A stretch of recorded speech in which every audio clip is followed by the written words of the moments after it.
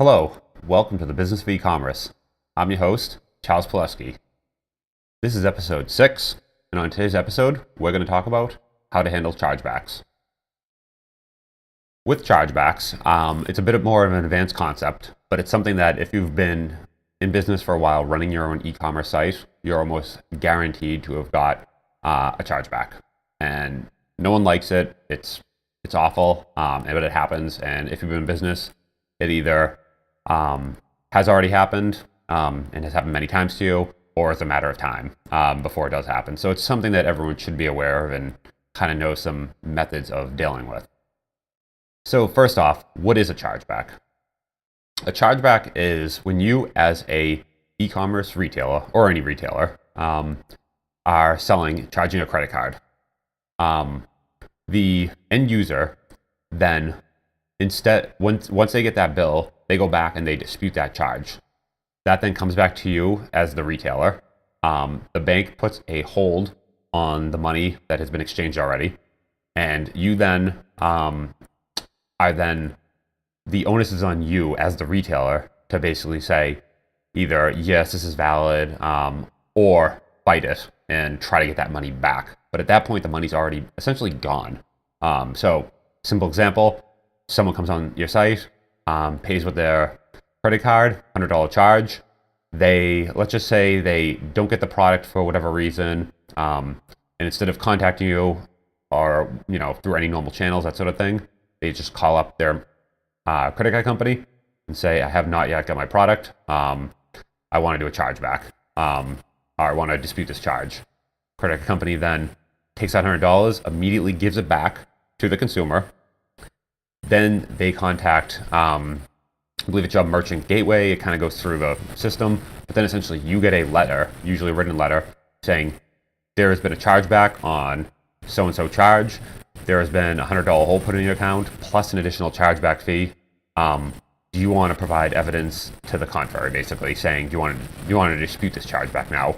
And then go back and forth with them.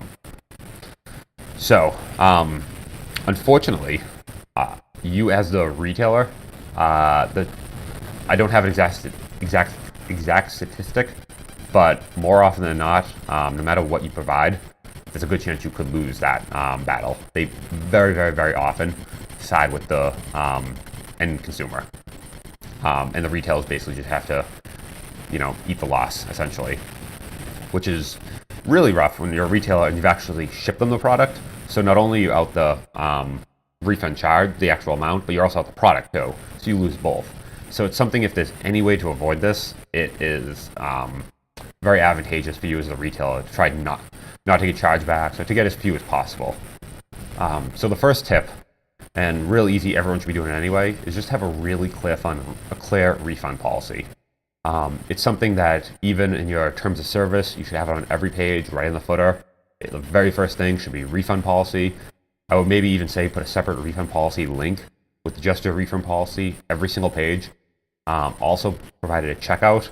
Just make it very clear what's going to happen, how many days. Don't have any sort of gray areas, any sort of thing that could lead the buyer not to understand exactly what's going to happen and how. And it should be very kind of right there in their face, and just make it very clear. If you want to say, all refunds for 7 days, no refunds, it's up to you, but you have to make it very clear, just so the buyer knows, hey, if I buy this is exactly the terms that I'm buying this under.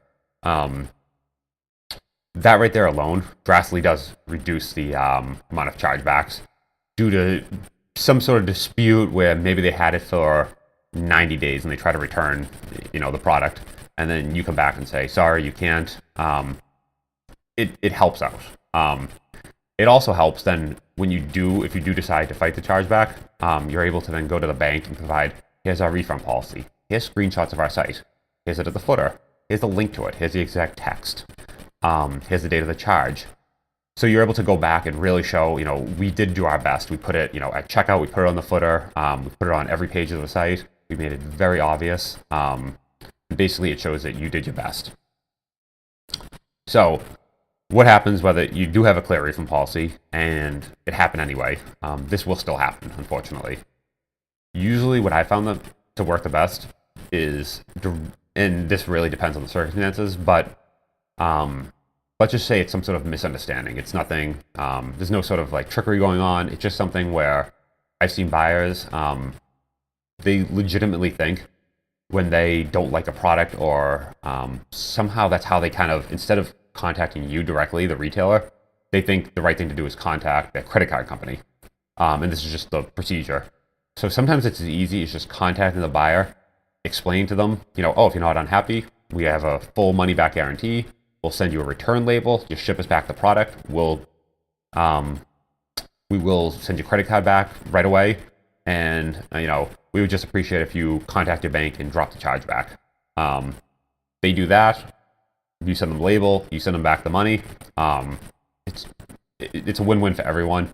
If their goal, if this wasn't their goal to try to take something or do something that they shouldn't have, but there was just a misunderstanding, a lot of times just contacting them and talking to them really does help. And it just kind of wins you points of you kind of did the right thing, gave them a full refund, that sort of thing.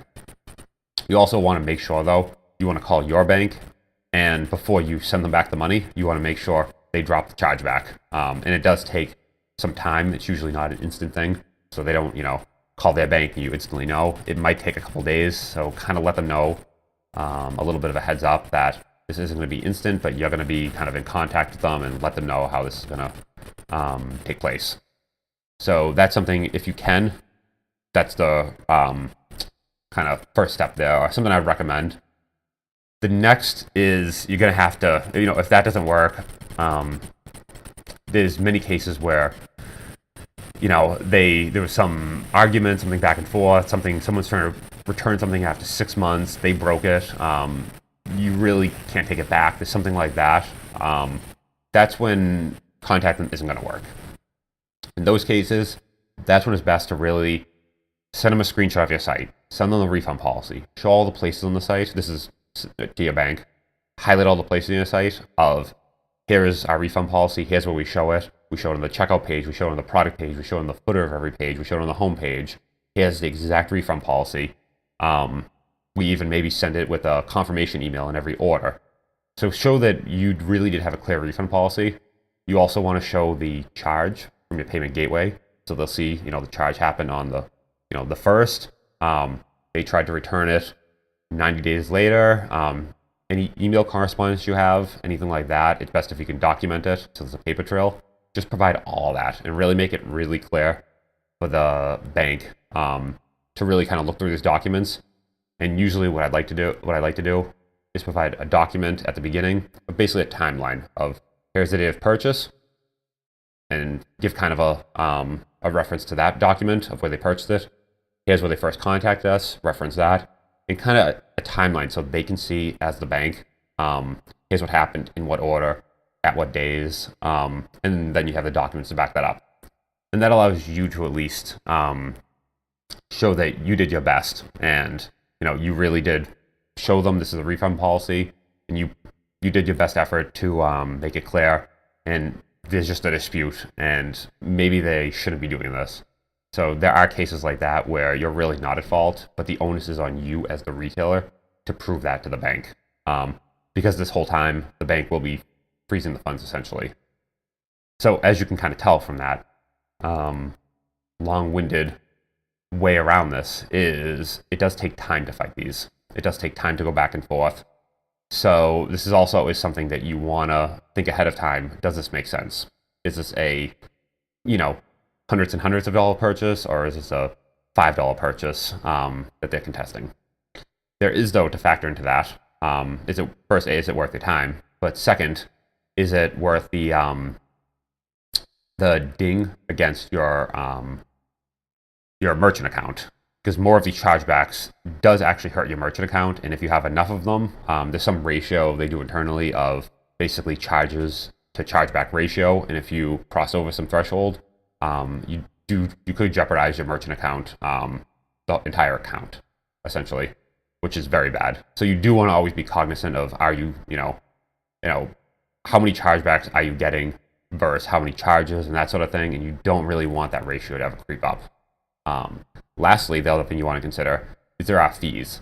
So typically, on top of them taking the money back, they'll charge you X, whatever that is. You can look at your terms of service with your merchant account, but they will charge you a fee on top of that, above and beyond, just because there was a dispute.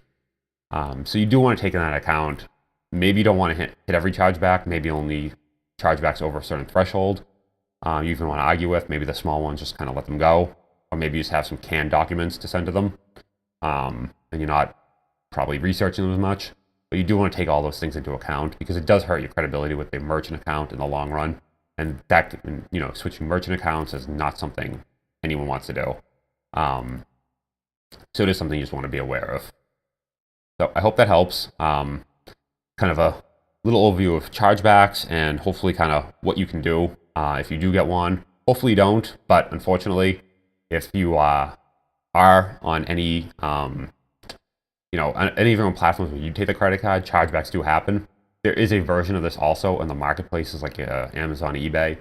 They do have their own version of this process. It actually is kind of similar to the way you kind of walk through the process. Same thing, document everything. The only difference is they see, because let's say Amazon, for example, they see billing on both sides. You don't need to provide that documentation, but all the correspondence and that same timeline is something you do want to provide to them as well, to help kind of show that you tried your best. So hopefully that helps. Hopefully it doesn't happen to anyone, but if it does, I hope it does help you. If you have any questions, comments, definitely contact me. You can reach me directly at businessofecommerce.fm. My email is charles@businessofecommerce.fm. And you can reach me on Twitter at CharlesPal, CharlesPL. And I'm happy to hear from you. Any comments, any questions? I'm definitely happy to talk more about chargebacks. So I will talk to you next time. Thanks. Have a good one.